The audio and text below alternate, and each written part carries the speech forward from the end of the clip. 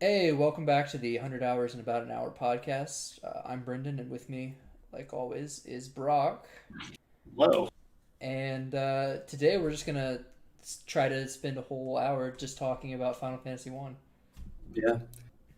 Before we get to that, did you do anything interesting this week, games wise or otherwise? I'm trying to think honestly, which I kind tells of you put you on the spot. which tells you right there that I probably didn't play much. Yeah. Um, let's see here. I can go while you think if you No, want, yeah, you because go I have ahead. something. So I played through an RPG this past week. I was just kind of taking a break from front mission, which I still enjoy. I just wanted to do something different and played through Helix 2 or Helix 2. I'm not 100% sure how it's pronounced. It's with a Y. For those of you that aren't aware, Hilux 1 and 2 were both made by it's one guy, I believe, and then he has one dude that does the music. And the only way I can describe both of these games is they are bizarre experiences. They are absurdist. They're like an impressionist painting on in video game form. One of the Steam reviews that I think is probably the best description was it said, "This is like an interactive 80s prog rock album cover." Yeah, The that matches. I googled the game because I saw you post about it on Twitter. Yeah, And I looked it up and I was like, well, this is the strangest thing I've ever looked at in my life.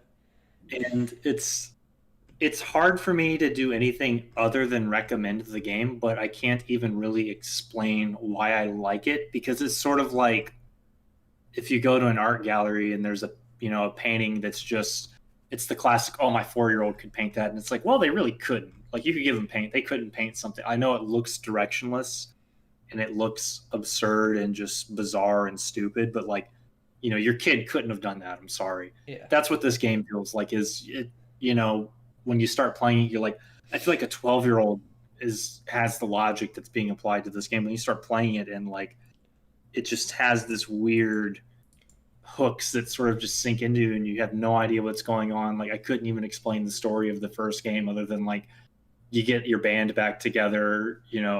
It's like you get the band together and then you go and like beat the bad guy. Like it's like the classic go get your party, you know, getting the boys back together thing, but like it doesn't even make sense. And then the second game actually has a bit of narrative that you can follow, and then it like somehow gets even weirder than the first game, and it's just an interactive piece of medium, and it has RPG combat. The first game is an RPG Maker, the second game is on Unity, Oh, okay. and The but still classic. kind of Yeah. has it still kind of has that RPG Maker style combat. And just look it up on Steam. Look at the trailer for both of them. I would definitely recommend playing the first one first. The first one is going to take you between 2.5 to 5 hours. I think it's like 250 on Steam. The second one is going to take between probably 6 to 10 hours, depending on just how much you wander around. Yeah. And there, watch the trailers. You'll know immediately based on the trailer if you would like the game. I will say that, but I do encourage at least checking it out because the game is insane. Yeah. If I remember, I'll maybe put the links to the game or something on in the YouTube description. I Yeah, remember what I did this week now. Um, cool. I passed out like at like 7 or 8 p.m. every night. That sounds wonderful. I was tired for some reason, but not JRPGs, but I think I spent a lot of time on roguelikes a lot this week, judging by my Steam most played recently list. Gotcha. But this is slightly related to the podcast because of what happened this week. So there's this online simulation, um, and this is actually sort of an RPG. I would even go ahead and say it has enough to be a JRPG now, which is hilarious. So there, it's called Blaseball. It's baseball with an L, and it's basically like a an online simulation of baseball, except like made for internet culture is like the best way to put it. Because like all the players have stupid names, and every team has a stupid meme name, and like something new happens every season. Like occasionally, like a player, if so, there's a system called idling a player. Like you pick a player to like to be your player, and like they get you money based on how they perform, right?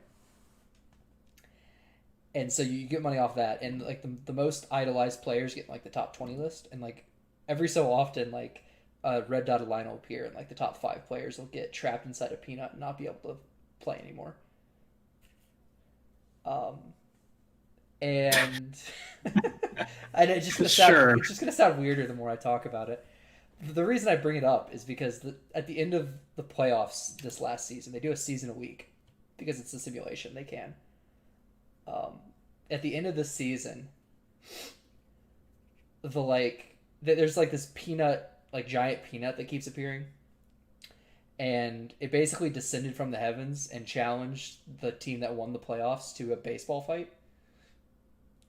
And it took all of the players that were still stuck in peanuts and like formed like a super team and had them fight it out like a JRPG boss battle. There was like health bars and everything. Yeah. So like every time a home run happened, they like lost HP and stuff. I googled baseball, and the top stories right now is PC Gamer reporting on this, and there's a video that I'm watching right now. So he's not making this up. No, it's Sadly, real. I thought I was going to talk about the most absurd thing, but you somehow one upped me. Yeah, but it's like the community now at large is like trying to figure out how they can make the next winner of the playoffs strong enough to actually win instead Oh, of did they losing. lose? Oh, Yeah, they they lost to the lost. peanut. Yeah, It's a shame. yeah.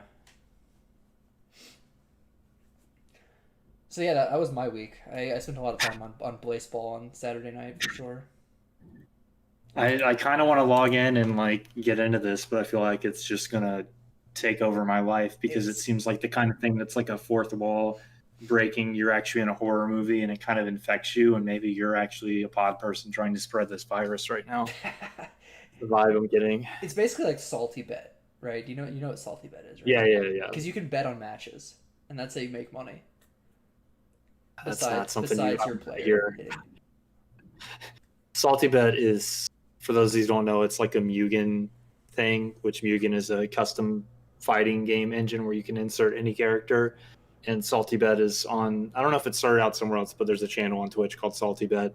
And all you get is the characters that are fighting, and you have to bet on them.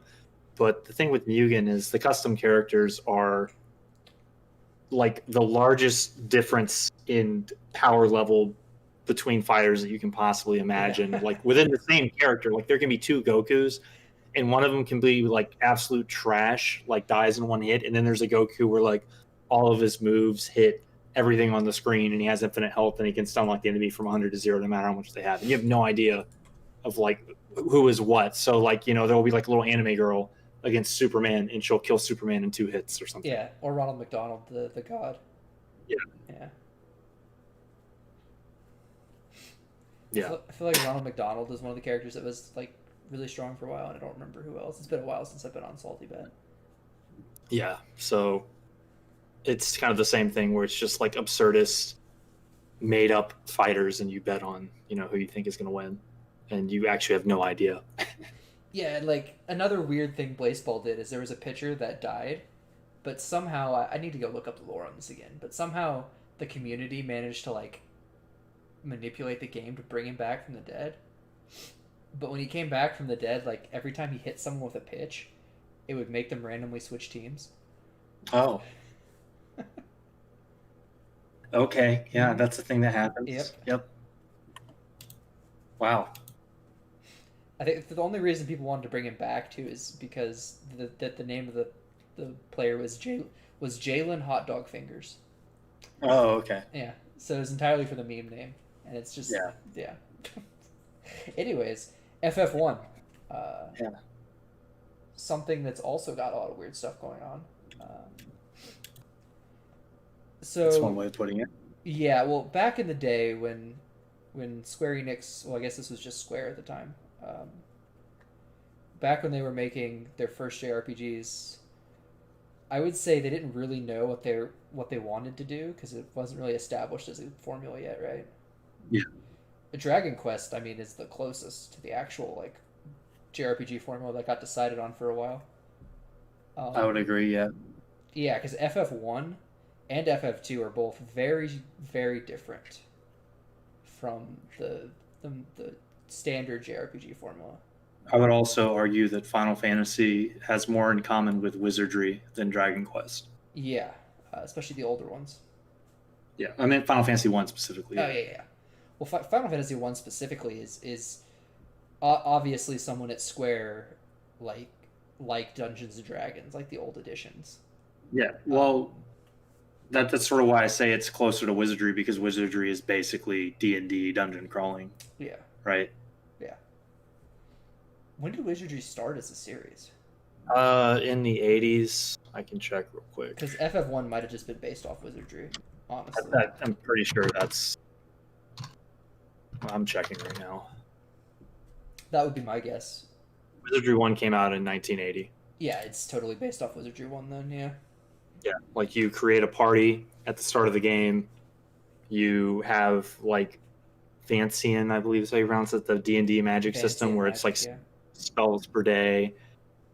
I mean, I'm sure there's more that I could come up with. Oh, just the way the encounters work, where it's like groups of enemies, and you have how many hits you have, which is a very D&D thing. Like as you get stronger, you get more attacks. Yeah. So I forgot for about sure, that. The original multi-hit system probably is based off D&D. yeah. Huh. And Wizardry used that as well. So it's kind of the.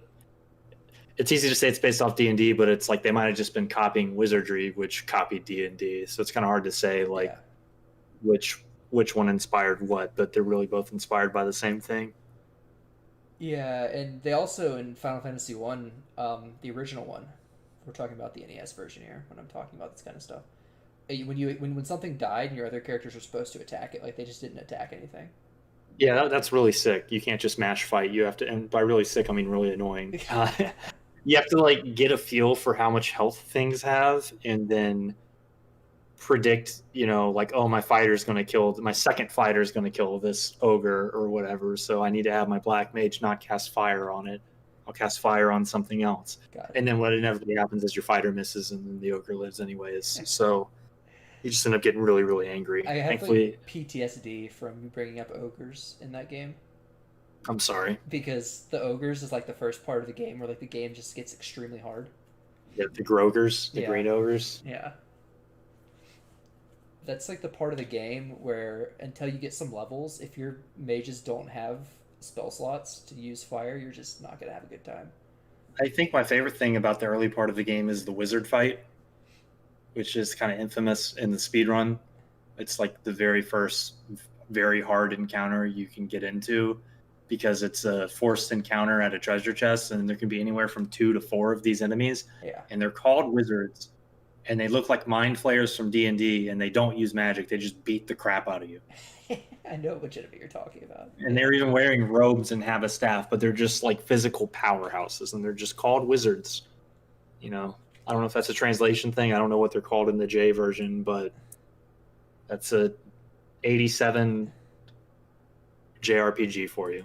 Like, I mean, if you look at the one screenshot I posted in Discord, like for some reason those robot things are named Lich, Carrie, Kraken, and Tiamat. Was those the 4 main bosses in Final Fantasy One? that is that, Okay. that I have no idea what's up with that screenshot. That might be an emulator thing. That looks really weird. That might be a bug. Yeah, I'm not sure, but I do Pretty know sure you have those to are just fight all bosses at one point. I know that's a thing. You do, but it's one at a time. Hmm. Yeah, I think you might have got pranked. So, to go off that, to talk about Final Fantasy One, to go back to the character creation. So it has a job system, but not quite the same as what people are probably used to if they've never played FF1. So you have to choose what job your character sticks with, like D&D, right, from the level 1 onwards. Yeah. And I believe it's fighter, monk, thief, red mage, white mage, black mage. Yep. I think that's all 6. Yeah. But it actually does a thing that's kind of unique to FF1. I don't think they ever did it again. Like a certain point in the game, you actually get to all your jobs like advance to a better job. Yeah, you can upgrade all of your characters' classes. Yeah, like fighter becomes knight. All the mages become just wizards, I think, Mm-hmm. and then the thief becomes a ninja. I don't know what the monk becomes.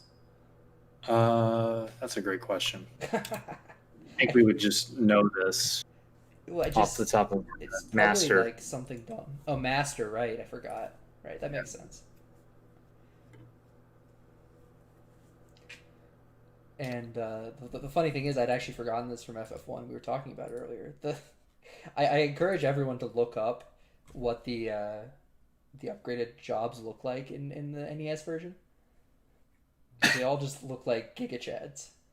Yeah, they actually go from like little chibi models that you're kind of used to for, NES and SNES era RPGs to having like actual proportions and the broadest shoulders you've ever seen. Like even the white mage looks like, he could compete in the world's strongest man. Yeah, I'm sorry, white wizard. White wizard. White My Wizard, bad. right? Yeah. Like the black wizard looks like a new age JRPG protagonist. He's got like kind of spiky hair coming It looks out. like he has a pompadour. I just It's noticed. actually insane. Yeah, like the tier one classes, I guess we can call them, or tier one jobs, all look like the traditional ones. Like that's where like the original black mage design is from and white mage design, and they're just really funny the upgraded versions. Yeah, it'd be cool if they like brought back that upgraded class look for other like Super Famicom games or whatever. Like if that's the art style they went with. Like imagine if in Final Fantasy IV, like Cecil Kane and all of them kind of had those proportions. I wish it looks a little goofy, but I almost like it better. So the ninja definitely looks goofy. He looks like he's wearing like football pads. he So has is the like the knight he actually. has like the largest lat muscles in history. Yeah. But I definitely think what's interesting about this is as far as the class system is you can have any party combination you want. Sort of going back to kind of why I like Dragon Quest 3 so much is start of the game. It's like, what do you want? You can have 4 fighters. That's actually like one of the best parties. Yeah, well, it is because of the magic system. Yeah, Yeah. but like you could have 4 white mages if you want, and you can beat the game. There are people that have beaten the game like solo white mage because they have way too much time on their hands, and I really hope they would use it on the emulator. But the kind of person that's going to sit through a solo white mage game is going to be the kind of purist that's going to play it on console. So I really feel bad for them. I feel like solo white mage is just like being like purposely sadistic to yourself.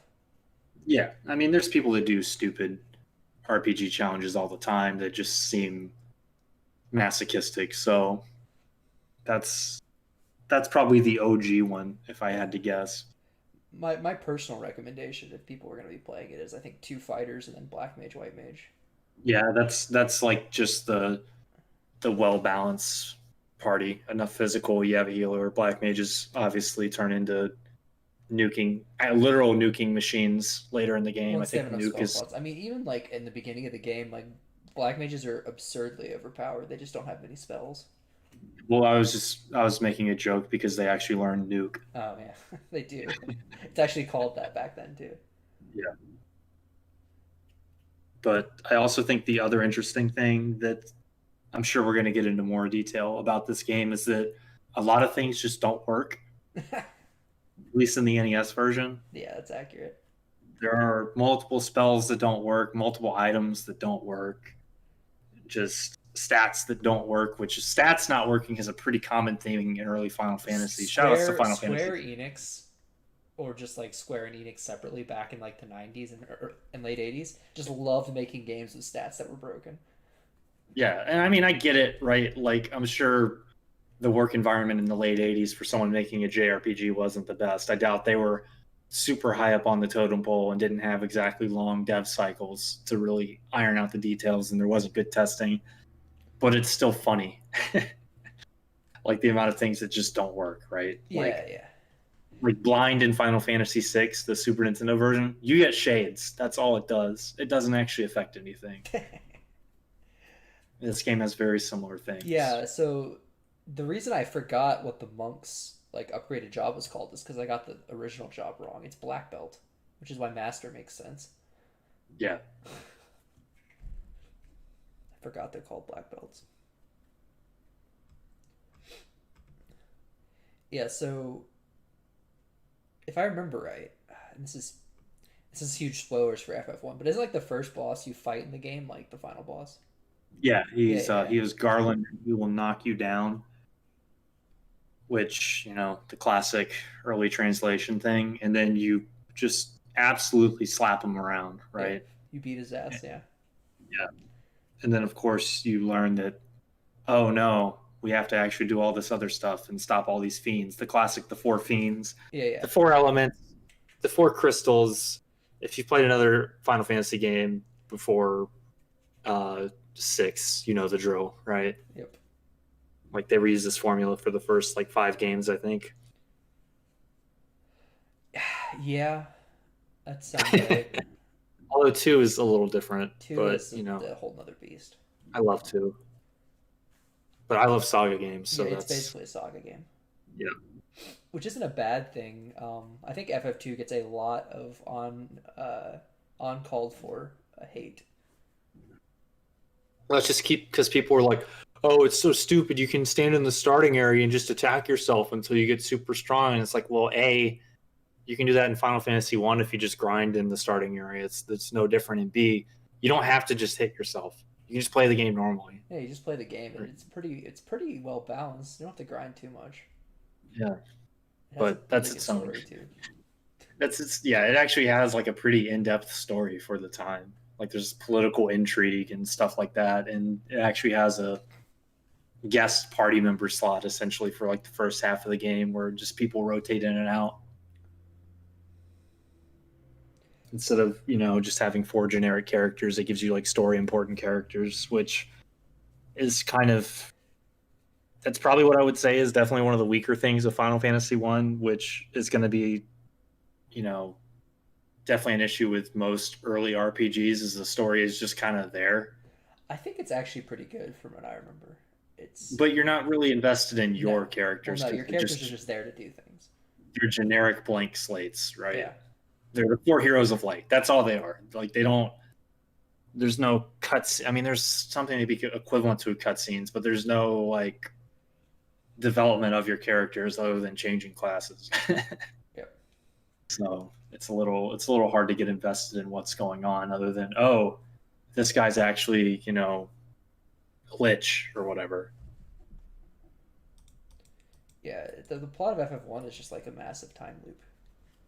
It's pretty weird. Yeah, I actually don't really remember the story that much, which probably speaks to why. So what happens is the four fiends send Garland like back in time, and he sends the fiends to the future to do so, and it basically just like keeps repeating because Yeah. the warriors of light keep dying, Mhm. but like your version of the warriors of light actually managed to defeat Garland and like the time paradox or whatever. Yeah. Apparently, FF1's also inspired by Ultima, as we were talking about that earlier. Oh yeah. I mean that makes sense. Yeah. Like Ultima and Wizardry were like the two role playing games slash series that sort of inspired pretty much everything. Yeah, which is kind of funny. See, we were talking about last week, like JRPGs are like their own genre, but in reality, the modern the JRPGs roots come directly from Western RPGs. That's sort of what I brought up, right? Was like, at what point does it stop being Western RPG based and it's just a derivative of the thing that was inspired by Western RPGs, but it's sort of branched out far enough, right? Yeah, Like, what I think happened is Western RPGs abandoned turn based in the '90s, and so we came to be like, well, turn based is a Japanese RPG thing.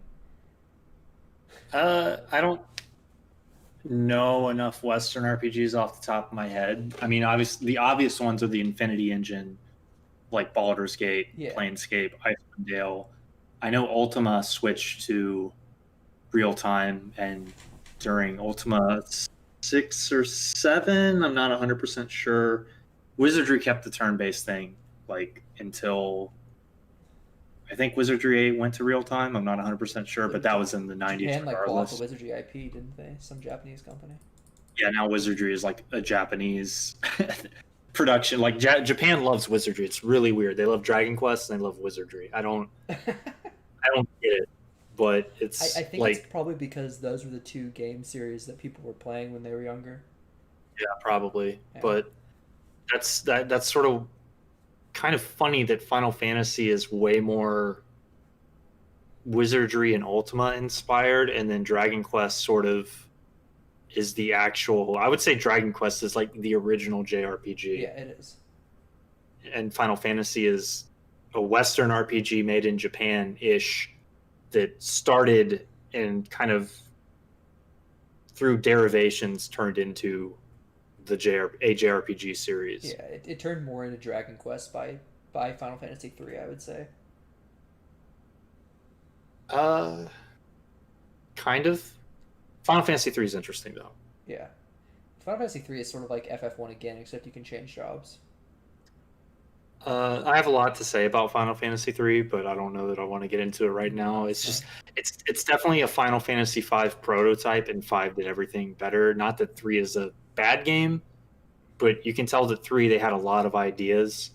Yeah. And they were like, well, what if we did this? What if we did this? And it's a pretty interesting game. I actually liked it a lot, but it turns the job system into a problem solving mechanism instead of a customization option. Yeah, yeah. But I'll always have a special place in my heart for the Onion Knight. Oh yeah, it's a very cute sprite. It's not a Giga Chad like the actual knight in Final Fantasy 1. Yeah, I have an Onion Knight like a minion that follows me around in Final Fantasy 14. It's pretty based. Yeah, I'm sure most people think of Final Fantasy Tactics when they think Onion Knight though, so it kind of taints it for me. I'm sorry. It looks exactly like the FF3 Onion Knight though, so there's no way you could get it confused. Oh, okay, that's good. It comes from like a big raid that's like inspired by Final Fantasy 3 stuff, I think. So That would make sense. Yeah. That's good. it has like a lot of the armor that you get from the raid too is like inspired by jobs from FF3. Can I make one comment on Final Fantasy 14 real quick? Sure. I've never played it. I have no idea what the gameplay is like. I'm sure it's a fun MMO, obviously, because a ton of people play it. But nothing bothers me and drives me insane more than when I'm watching someone stream just a Final Fantasy 5 on Twitch, right? And then a boss shows up and someone's like, "Oh, it's that Final Fantasy 14 raid boss." And obviously they're not saying, "Oh, the game Final Fantasy 14 did it first." Like, they're not that stupid, but it's just they're always like, "Oh, this is in Final Fantasy 14. Oh yeah," and they're just like letting everybody know it's in Final Fantasy 14.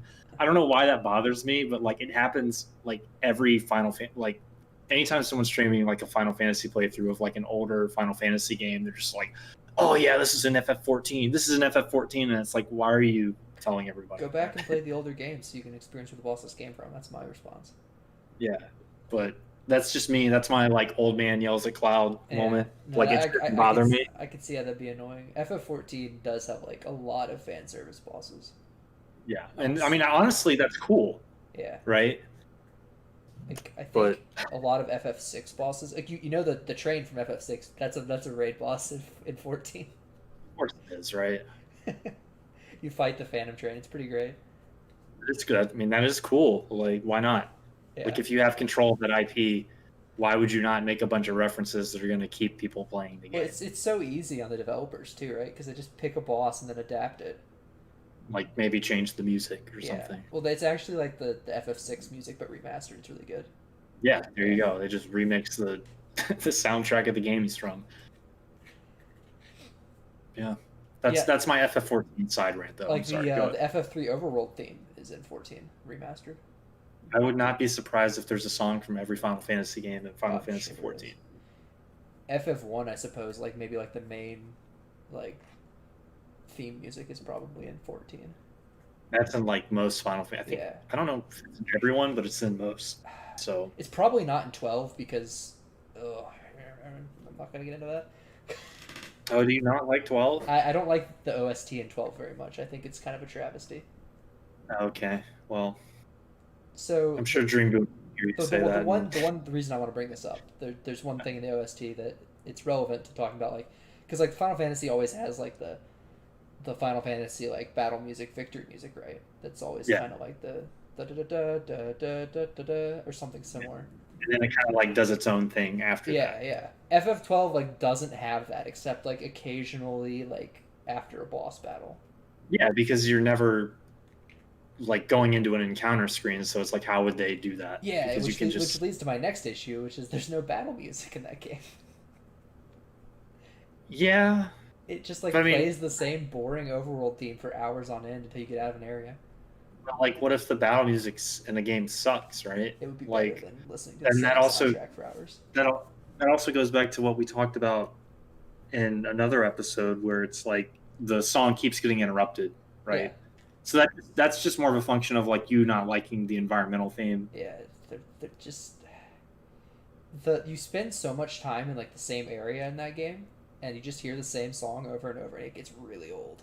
The zones are rather large. And you tend to like go back to them over and over, and it's Yeah. just ugh.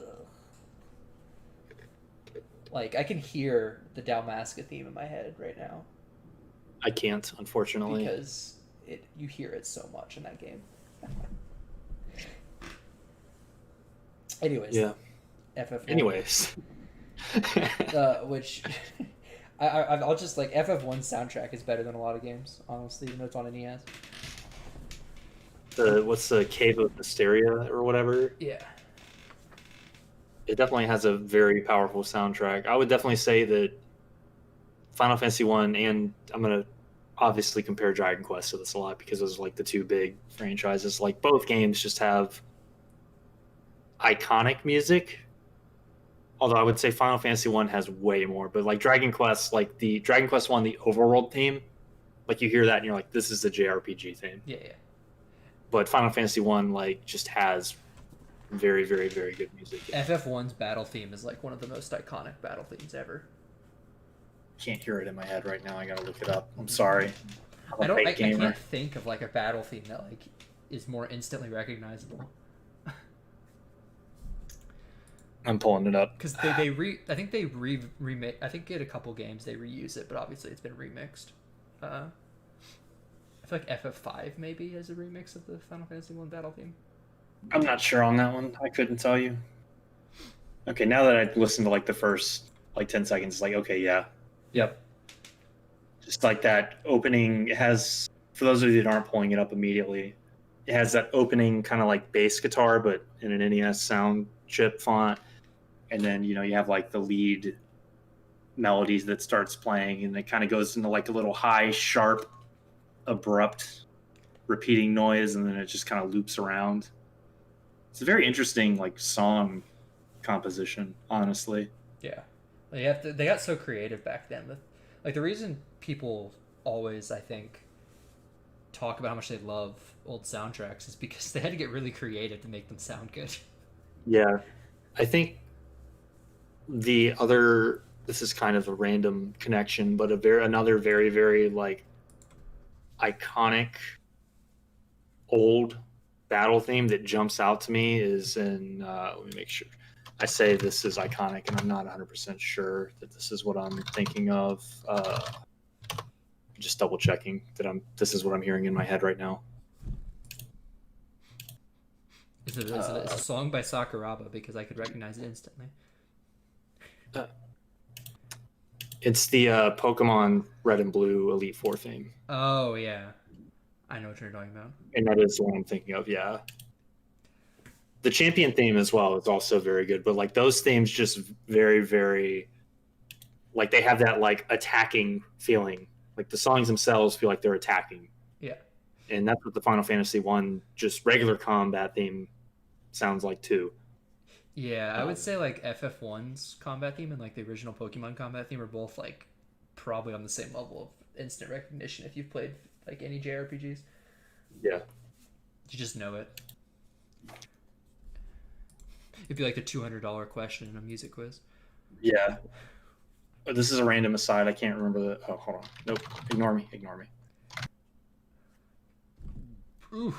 Yeah. It is interesting though. Like they copied wizardry, right? But they didn't copy like the job names. Because maybe cleric is like a no in Japan. Uh, Do you think? doesn't I don't think it is because they basically like appropriate the Catholic religion in like half their games. They just rename it. It's so true, Right. especially Dragon Quest. Yeah, like Dragon Quest just straight up has like priests in churches and you pray to save the game. So I don't know that cleric is necessarily a no. Because it's weird, right? Because you have fighter, cleric, wizard, thief, and obviously in Final Fantasy One they have fighter, black mage, which is wizard, and Yeah. thief. But then they have white mage instead of cleric. Yeah, and to be fair, clerics in D&D and wizardry are a little different than white mages. And the D&D, like clerics are more of like a kind of like a medium armor. Yeah, but can't like white mages in the original Final Fantasy One use like hammers and maces and stuff? They do use hammers and maces, Yeah. yeah. They're not very good at it, but Yeah, well, I mean, they just kind of suck at everything, but gotta have healing. yeah. It's a shame though, like they didn't copy the different races part, right? Because it would have been fun playing as like a dwarf or a hobbit like race in like the original. Yeah, Final Fantasy one. Final Fantasy really kept you stuck as humans for a very long time. Yeah, until they started to just give you random party members that were not human. But they have like the same, they function the same though, like Red 13, Yeah, right? Like functions the same. Like Mog is kind of unique, but that's just how Final Fantasy 6 works, is just every character has one unique thing, but otherwise they're like the exact same thing. yeah, they have a weird gimmick, and then you have to use espers and stuff to make them do stuff. Yeah, now that I think about it, like every character being sort of the same except for like one unique gimmick has been a thing for a while now in Final Fantasy. Yeah. Until you hit FF12, which had nothing unique about any of the characters, but Well, that's just going back to Final Fantasy V. They're going back to their roots. yeah. In Final Fantasy VIII, it's the same thing, right? Like they're mostly blank slates with like one unique thing. So it's like the worst of both worlds, Yeah. I guess. Well, I don't mind it as long as they have like something unique about them. Yeah. Because you want to have a reason to use characters, right? Besides, I like this character. Yeah, besides they look cool. Yeah. And like in games like FF12, and I'm sure there's other games I can't think of, but like there's just like no reason to use characters unless you absolutely have to. Yeah. I was gonna say something about Final Fantasy. I guess 10, they're pretty unique now that I think about it. Yeah, that's just based on the sphere grid thing. It's kind of weird because like technically they can all sort of do the same thing if you spend enough time on the sphere grid, but I do like the way the sphere grid works where they put them in archetype spots on the grid and then they sort of journey to different spots and you can kind of really, and by the end of the game you need everyone to do everything because all the super bosses are broken. So yeah, it's sort of a shame that they moved so far away from FF10's sort of like every character has their own spot thing, because they've moved so far away from that now. Yeah. 13, I mean, I can't really talk about 13 too much. I haven't played a whole lot of it, so 13, everybody has like, you can pick like a role or whatever it's called, which you probably never even got to because it's like 20 hours in. I got to that part. You I did got get to the that. part I where was like you actually get to choose roles. yeah, Okay. I like saved there and then kind of stopped, and I just haven't gone back to it. And this was like 3 months ago, so it's not like it was a while ago. Yeah, FF13 is a game that I used to dislike a lot, but I appreciate more now. Yeah, because you just have to like appreciate the fact that it's a everything's B-movie dialogue. oh yeah, for sure. And that's okay. Like I don't mind that. For some reason, when I was younger, like it bothered me, but I don't know. I guess that's being a teenager. Yeah, you're just like, oh, this isn't cool enough, and then you replay it, and you're like, oh, this is cheesy and fine. I don't care. It's like Final Fantasy if it had Resident Evil 4's dialogue. It's not even like that's like a completely valid comparison. Yeah. Like all the scenes at the beginning with like the resistance group, and they're all being cheeseballs. Yeah, while like people are like getting shot and dying, and like some kid like watches his mom die, and then they're just acting like kind of nothing happened or whatever, and you're just like, is this real? Like, what is going on? And they're all they're dropping cheesy one-liners. Yeah, and then unfortunately, you get to the part of the game like everyone's just depressed, and then that was the part of the game I didn't like very much. Like the whole section where Hope just whines about his mother for a solid like 5 hours. Yeah, I mean, that's understandable. Well, it's understandable, but It's whiplash compared to how everything else was treated. And hot take, the FF1 combat system probably takes more strategy than the FF13 combat system. Is that a hot take? I mean, I think it is probably. People always talk about how much they love the 13 combat system, and I just don't see it. I mean, I know it makes the speedrun interesting from what I've heard, but I haven't played enough of the game to really analyze that. It's sort of that thing that Square does where like there's like a bunch of really good ideas, Uh-huh. but they don't really come together cohesively, right? Okay. I think they do in the sequel 13 too, but I never bothered to play it. Gotcha. And now that we're talking about 13, 13.3, I guess, is when Square Enix started deciding they wanted to do all action RPGs. I mean, yeah. I just realized that. Yeah. Because they had 13.3 and then they made 15, and then 16 is obviously going to be an action RPG, so. Yeah. And it's looking like there won't be a party. There'll just be one guy. I actually haven't paid attention to 16 at all, so I'm sort of just, when it actually comes out, I'll sort of, review it. It looks like Devil May Cry, basically. Yeah. Like Oh, okay, great. Yeah.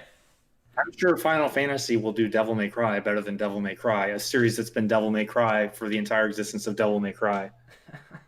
Right? Like, Yeah. totally. Well, they took like one of the guys that like worked on Devil May Cry 5 and basically poached him to Square Enix. Okay. Yeah. Well, hopefully he was the one guy that was the idea guy for all of Devil May Cry, not just someone that worked on it. I think he was the combat director, which is all they really wanted.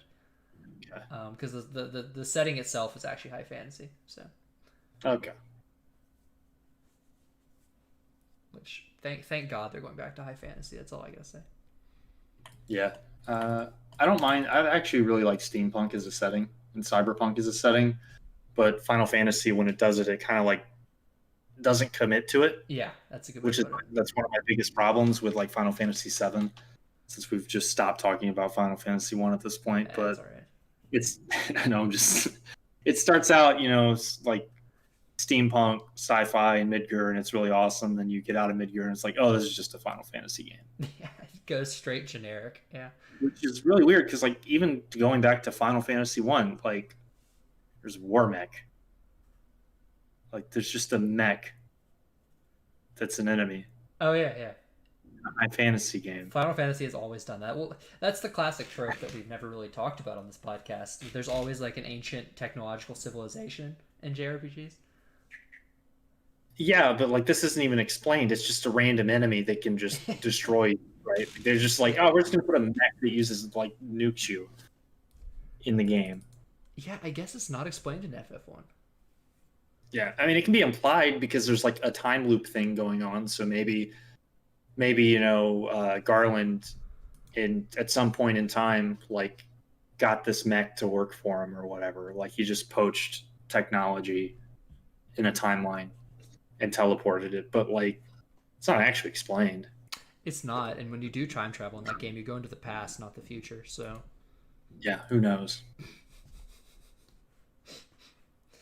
Yeah, now that I think about every Super Nintendo JRPG did that dumb like ancient technological civilization thing. I think Dragon Quest avoids it. Yeah, well, Dragon Quest just has like stayed happily high fantasy for its like entire tenure. Yeah, I'm trying to think of not high fantasy events in Dragon Quest, and I can't. It's always ancient magic. It's an ancient magic civilization, but it's never like you don't ever get like a robot in your party. But there's like mech enemies. There's like the robot dragon and there's metal dragons. So they're like robot dragons. So it's kind of there, right? But it's so weird and kooky in like classic Dragon Quest fashion that you don't really even pay attention to it. They feel more like metal golems than technology. Like they're like magically animated metal things versus like an engine and steam coming out of it, usually. Yeah. Because like Secret of Mana obviously has it. Yeah, that's the Mana. The Mana Fortress is just an ancient technology thing. Yeah, and then Final Fantasy IV, like there's just like a huge thing on the moon. The moon base. Yeah, it's just you enact the moon landing, but for real. I don't know. Someone's gonna take that seriously. Oh well. I mean, that's just more interaction. It's more, interaction for the podcast, right? Yeah. I mean, listen to what the idiot said. I'll just put in the YouTube tags moon conspiracy. You just put moon landing in it, I think. I mean, you do land on the moon. Yeah, FF4 is so bizarre. That might be it's a classic Final Fantasy, but it is one of the strangest. I don't like FF4. It's been a while since I played it. I like most of FF4. I do know that, but like there's parts that are just awful. Like, I don't like the revolving door party. I don't like that all your character, like all the revolving door party is a result of like characters like sacrificing themselves for you for like a heavy story moment, and then they all just get brought back at the end, except Tella. Tella's actually dead. Yeah, Tella is the coolest character's actually dead, but all the other ones are like, nah, just kidding, we're fine. Yeah. Just like, what? I would say the entire game up until right after Cecil becomes a paladin is really good, and then kind of goes downhill. It's pretty, yeah, that's definitely a high point, I would say. Yeah.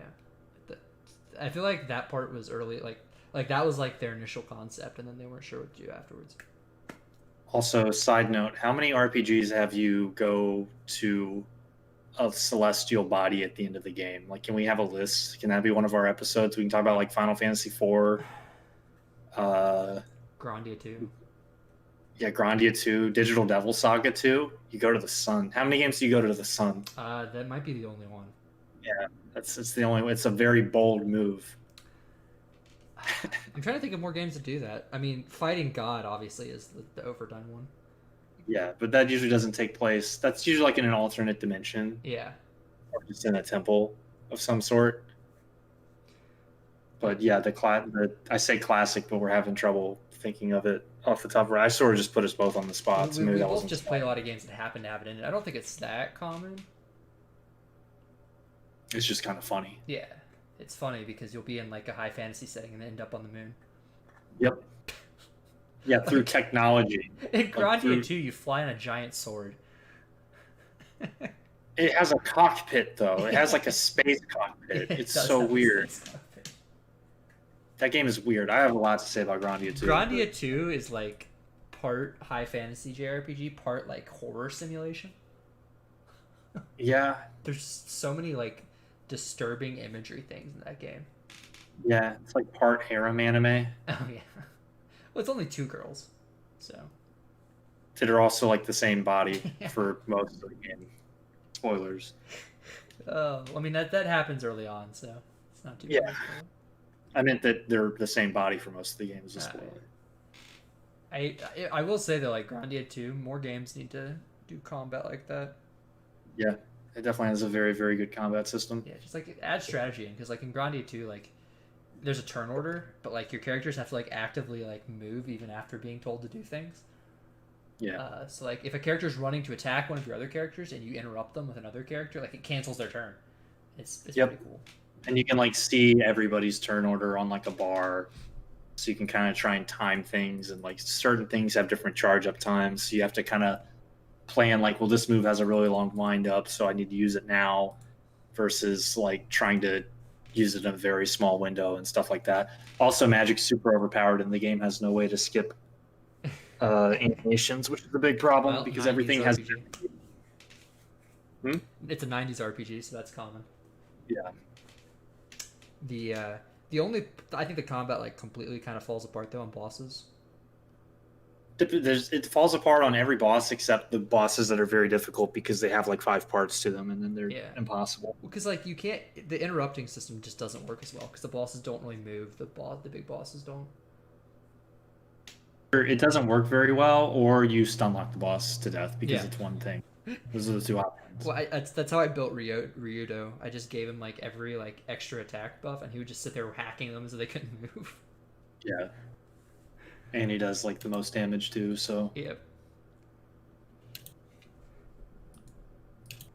Yeah. You ever just like completely lose your train of thought mid thought? Yeah, that's happened like 3 times so far this episode. Yeah, I was thinking about Grandia too, and I was thinking about like I was gonna say something, and then my brain just completely turned off. I like blanked out for like 5 minutes because I actually found this, so I'm gonna segue us back into something hopefully relevant. I don't know. There's a YouTube channel called 8-Bit Music Theory, and it's actually a very, very informative channel where it will just go into the way songs are actually composed, because we were talking about the Final Fantasy 1 battle theme. Yeah. And he has a video on the traits of the battle themes in the Pokemon Gold, the Gen 2 Pokemon stuff, and he actually has one on odd time signatures. And that's sort of what popped in my head because I mentioned how in the Pokemon theme and the Final Fantasy 1 themes, it feels like the songs are attacking you. And in the odd time signatures video, he actually mentions the Black Fang theme from Fire Emblem 7. Yeah. The first GBA one to come out in the West. And he mentions that the song is intentionally composed to be like dizzying because it's an odd time signature. It kind of like almost loops, but then there's like a weird thing that kind of like jilts the listener. And that's like a common theme of odd time signatures. And this channel, I'm going to link you to put it in the description to check this channel out if you're interested in music and music theory. This guy's like an actual music major, and he talks like in terms of like he'll like this is a G note and a B minor and a C major followed by this. So it's like very, very in the weeds in music. It's not just like, well, this sounds cool. Like if you're into music theory and stuff and you haven't checked this channel out, I highly recommend it. But just that's sort of why I was distracted earlier, was I was trying to find it and I couldn't remember the name of the channel. But I wanted that to reference to mention like how songs can attack you and feel disorienting and how they can kind of like build up hype. And music and RPGs, we talked about how iconic Final Fantasy 1's music is, and I think that's why it jumps into a lot of people's heads when they just think of like high fantasy RPGs, like when the theme starts playing and the text starts scrolling when you like leave the castle for the second time. Yeah, like the fairly like beautiful looking like NES art comes up. Yeah, and just the Final Fantasy theme, what is it like called, like the Crystals or 4 Years of Light theme? I don't remember, but like no, I know which one it is. Like those two themes are both just iconic pieces of music. Yeah, and like both of those themes, like I mentioned earlier with FF14, like they reuse those themes all the time. Yeah, and like the Final Fantasy 1 battle theme is remixed to be used, and like they do like these like instanced like combat sections for job quests in that game, and it's like always the FF1 theme for combat, like the combat theme from FF1. That's pretty cool.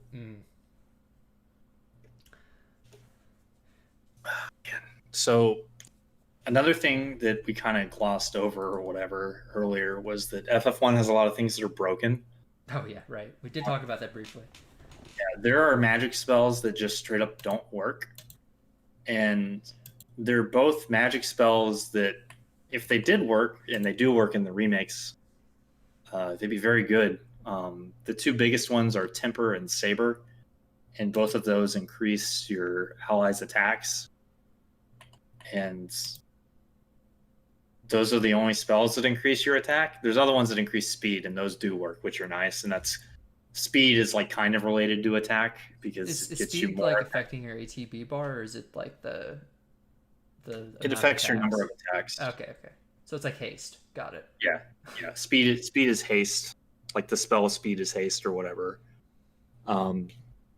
Unless I'm like completely misinterpreting no, that sounds right. It probably got translated wrong, honestly. It probably is like haste in Japan, but But yeah, the fact that those don't work, but they act like they do, like you can just cast them on your characters, and then it's like attack up, but like nothing actually happens. And then there's like elemental swords that you would think would have an element attached to them, and they just don't. To be fair, it's probably a waste of spell slots, anyways.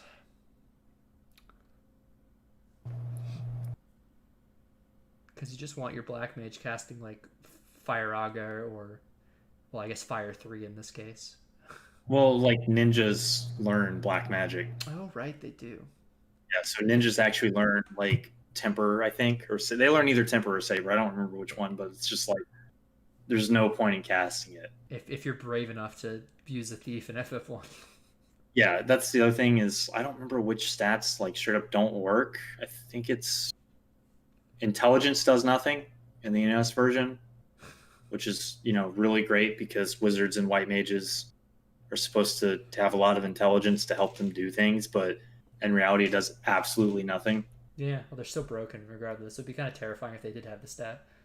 Yeah, and then running away is really weird. I remember like different character slots in the party order have just different run chances, and I think thieves are supposed to have something that affects the run chance. That might be what luck is or speed is supposed to do.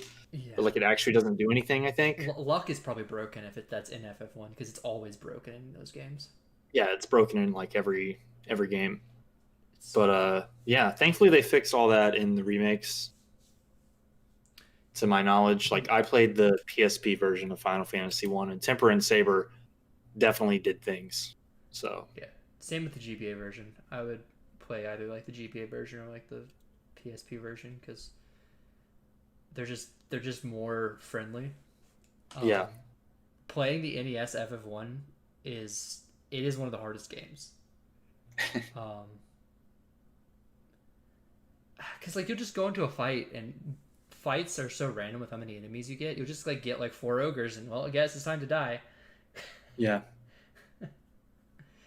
The other thing that sort of relates the magic even more to like D&D and wizardry is the way magic damage works. Like we already said, intelligence doesn't do anything, but the damage range on spells, if you're not used to playing this game, is insane. Or if you're not used to playing like a D&D game, because for those of you that don't know, spells in D&D, it's not like this does 30 damage. What it does is it does damage based on your caster's level, and your caster's level determines the number of dice you roll. So like, there might be a spell like Magic Missile is the iconic D&D spell, right? It does 1d4, so you would roll a 4-sided die for every, I think, 2 caster levels, up to 5 dice. Yeah.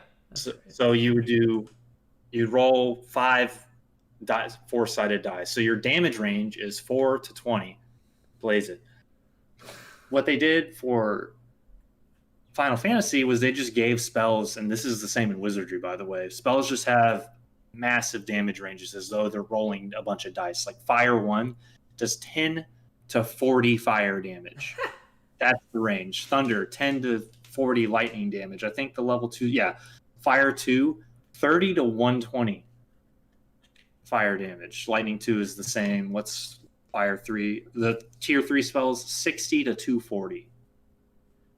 So you get very, very, very high variance on your magic spells, but the fact that they can roll so high and just obliterate enemies is insane. But like sometimes you'll cast fire and it'll do like 12 damage. It's like, wow, wizards suck. Like that's something that might happen to you. Like if you play this game for the first time and you don't know the actual damage ranges, right? And then you have Nuke, which just how much damage does that roll?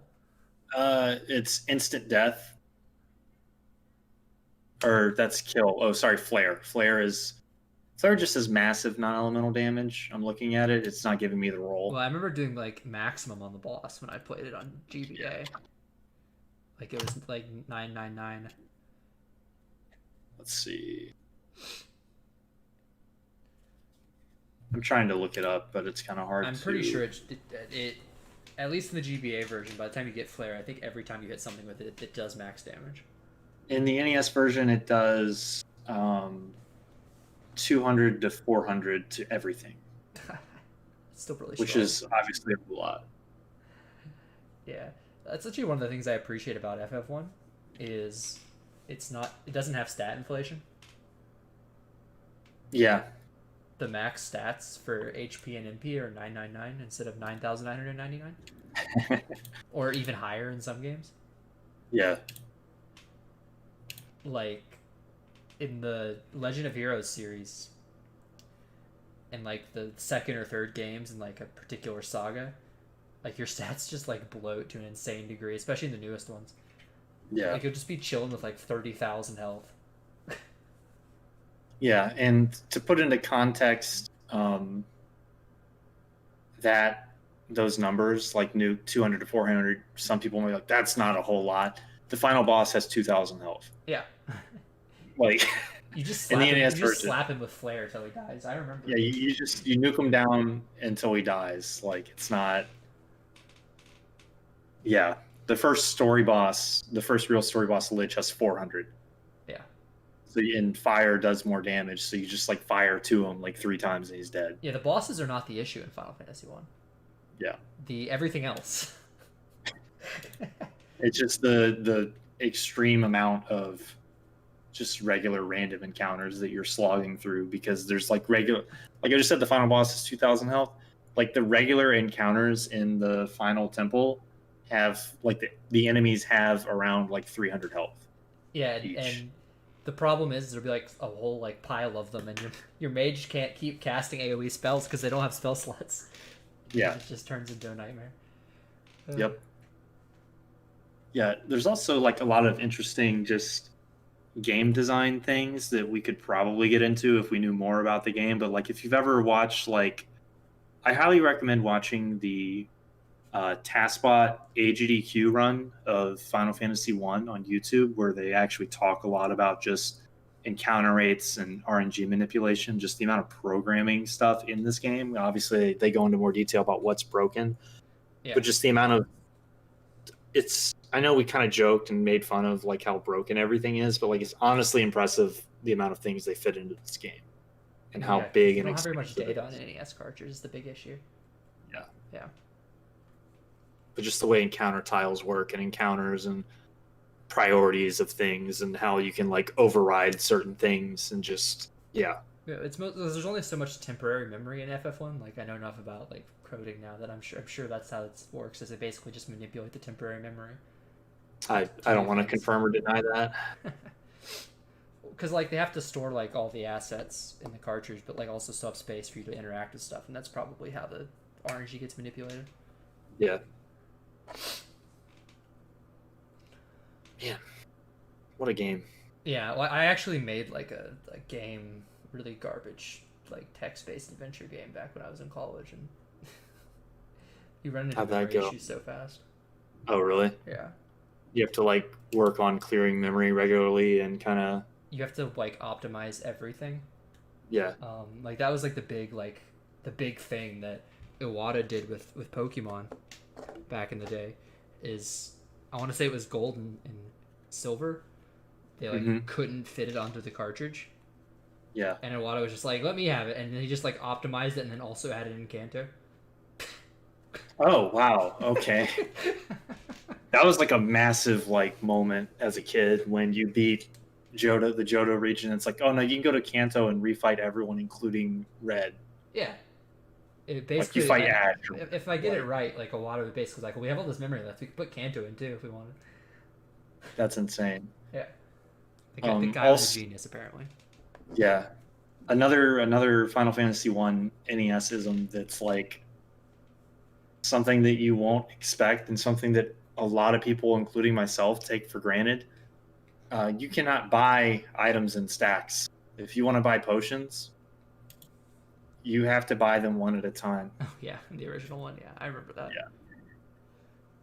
So if you've ever watched a Final Fantasy One speedrun, they buy 99 heal potions regularly because that's how they heal in between fights, because you don't have a lot of healing magic. Yeah. So you hear that noise a lot. You have to do that anyways in the original, even if you're playing casually, because white mages are not.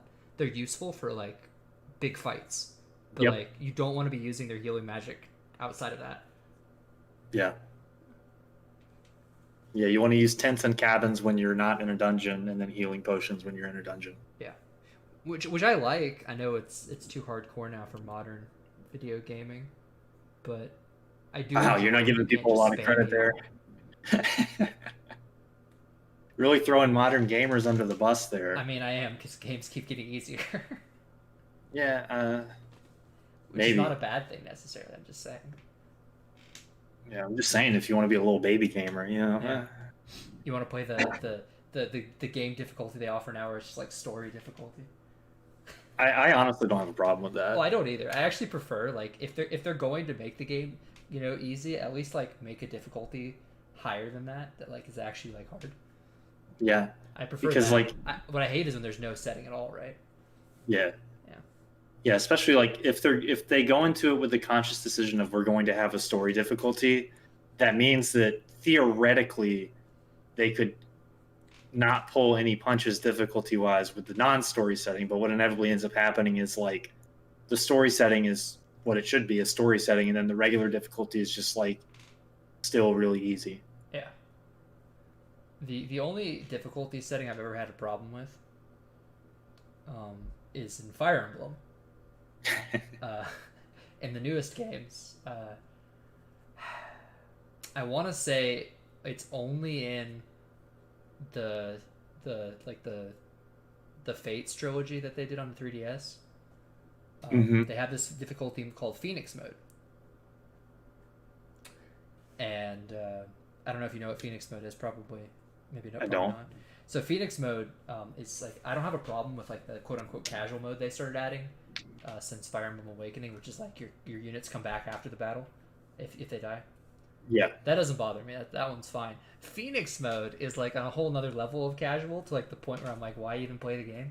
So when a unit dies in Phoenix Mode, and you still have characters left alive, on the very next turn they come back to life. Oh, so you just like can't lose, pretty much. You can't lose. It's like a timed mission or something. Yeah, there's just no possible way to lose. It's not even a game at that point. It's whatever. It's like a story mode. Yeah, it is, but like, there's a line I draw, and like when the game like stops like having a point to being played is where I draw it. Sometimes you just want to hand the controller to your 5-year-old cousin so they'll shut up. That's honestly like the 5-year-old cousin could probably do better on Fire Emblem than the people that need Phoenix Mode.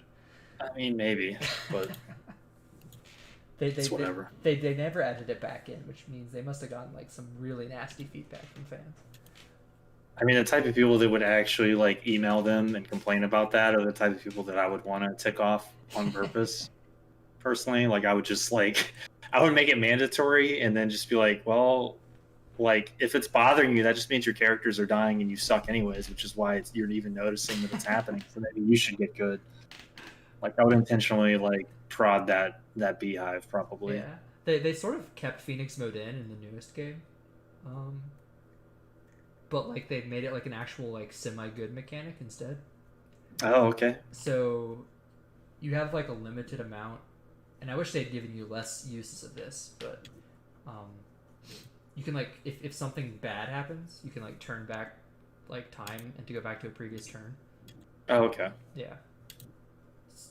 And like they made Fire Emblem Three Houses hard enough that it's like it like actually does like work well with higher difficulty modes. Yeah. But it's definitely them adapting like their Phoenix Mode to being something that's a little less, stupid. Yeah. Well, that actually goes back to Tactics Ogre. Blah. The game that I consider, good Final Fantasy Tactics. The PSP remake actually has something called the Chariot system or Wheel of Fate or something. I don't remember what it's actually called. Yeah. But it actually remembers up to 50 turns worth of things. And you can at any point just rewind back to that state and just try and do things different. It doesn't change the RNG. So like if you do the same thing, you'll get the same result. But like you can just like if you have a 30% chance to put someone to sleep and you really want to put them to sleep, you can just like move to different tiles until you finally hit that chance. But like The XCOM route. Yeah, but you don't have to do it. You don't have to do it, and I'm pretty sure there's an achievement for not using it that you can get. Yeah. So that's kind of how they do it. Like, there's a system, you can use it. We're not going to punish you at all. There's no downside to using it. Like, I'm pretty sure, I don't think you get locked out of any actual content. You just don't get an achievement if you use it at all in the game. Yeah. In Three Houses, it's like 3 times a battle or something. You can do it. Okay. This you can just do it as many times as you want. And like, at first I wasn't using it at all, and then I was just like, this game's actually like pretty hard. I'm just gonna start using this. Like, I don't care anymore, dude. So it's interesting when games have systems like that are completely optional, like any kind of like super mode or any kind of like game mechanic within the game that breaks the game open that you don't have to use. It's like the cookie jar on the counter, right? Like, you don't have to open it. You don't have to grab the cookie. See, but the cookie's there if you want it. I'm lazy, so I always end up taking cookies. Yep. It always happens. Like, that's why, like, optional systems, I usually rag on them, because I'm ragging on myself, really, because I can't help it. Mm. Like, I would prefer it to not be there, because then I wouldn't use it, because I don't have any self-control. Then you would be tempted. Yeah. Yeah. It all comes back. All comes around full circle. Yeah, the only system like that in Final Fantasy 1 is just using 4 fighters and mashing fight through everything. Yeah, well, that's a good strategy. Yeah. In general, like, honestly, maybe 3 fighters and a black mage is the optimal party. I don't know. For casual, white mage is just not helpful. Yeah, just buy heal potions. Just sit through the menu and buy heal potions. Although in the remakes, like, all the classes actually worked, so... Yeah, well, the remake is more balanced. Like, it's... I would say, like, FF1 remake is, like, its balance is probably, like... FF5's not balanced, but it's probably, like, the same difficulty level. Yeah, and it actually uses an MP system instead of spell slots. Yeah, and you have ethers, so... Yep. The final boss has so much health in the remake, though. Like, compared to the... Yeah, well, Temper and Saber actually work, so you can just buff up your fighters or whoever your melee guys, your physical attackers are, to where they shred it. Yeah. So... Oh, I was bad, I guess. I was like a 12-year-old when I played FF1 in the GBA, and it took me ages to kill that boss. And I didn't die, Gotcha. but... I definitely think the weird thing is that looking at play patterns of people based on, like, age range would be a very interesting study of, like, who actually uses buffs Yeah. and debuffs, who tries status ailments. I would have to imagine buffs don't start happening until, like, teenagers are playing it. If I had to guess. Maybe. Because It also just depends on, didn't use it when I was younger.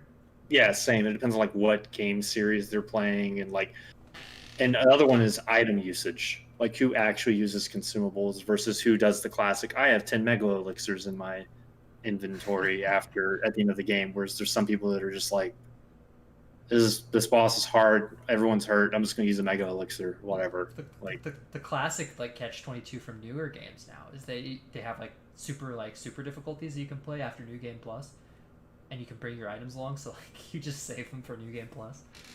Oh man, yeah, because I know, like, for me, like, back when I would play like Dragon Quest 3 as a kid, I would, like, grind in an area until I could walk from the town I'm at to the next town without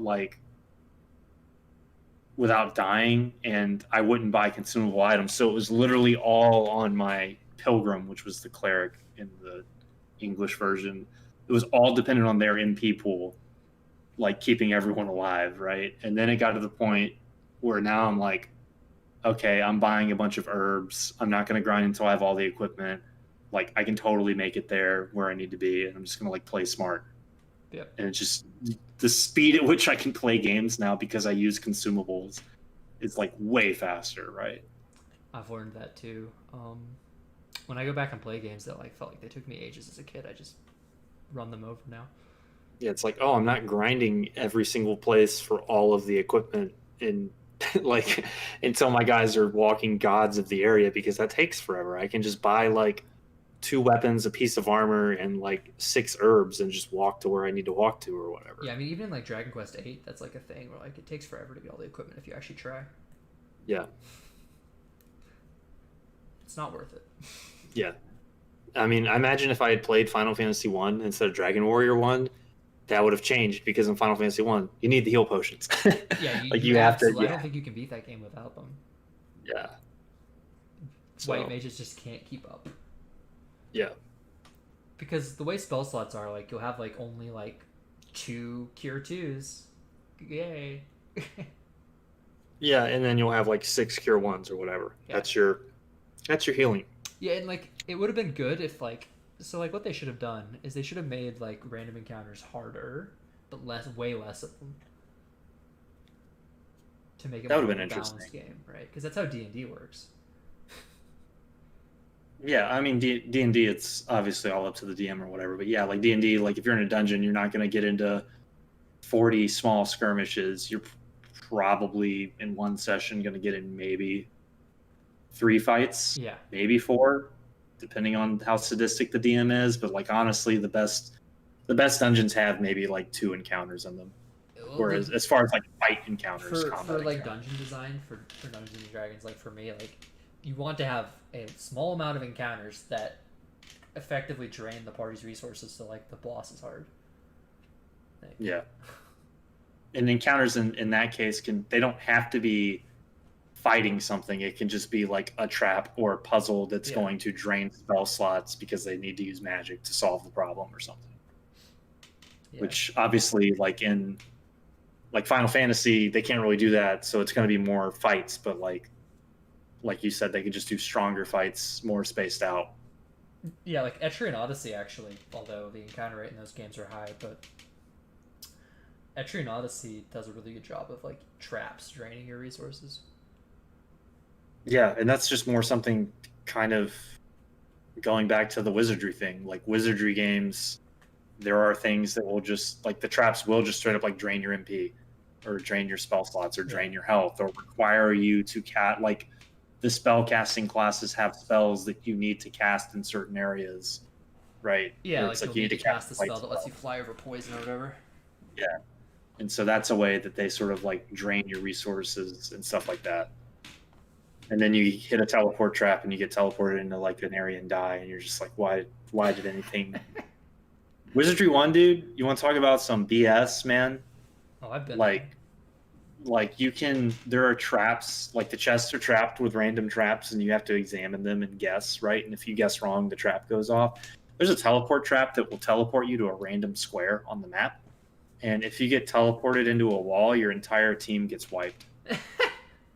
And this is a game where you have to recover corpses when people die to bring them back. So if you get teleported into a wall, that entire party is gone forever.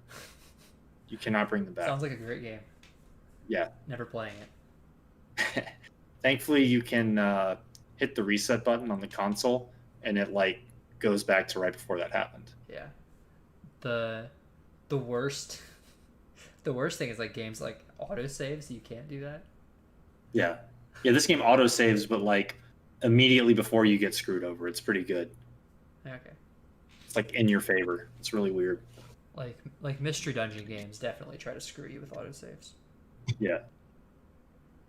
And I'm talking about the console version. I'm not sure how the 1980s PC version works. Just FYI to the listeners. I don't know. Maybe I'll go find it somewhere on the internet after this. Yeah, it's probably freeware at this point. I mean, I don't think the Wizardry devs even care. It's one of those things. It's like how you can get Heroes of Might and Magic 3 for like $2 now. Yeah. Man. All right, that's basically all I got for this week. So. Yeah, same. So yeah, see everybody listening next week. Yeah, thanks for hanging around.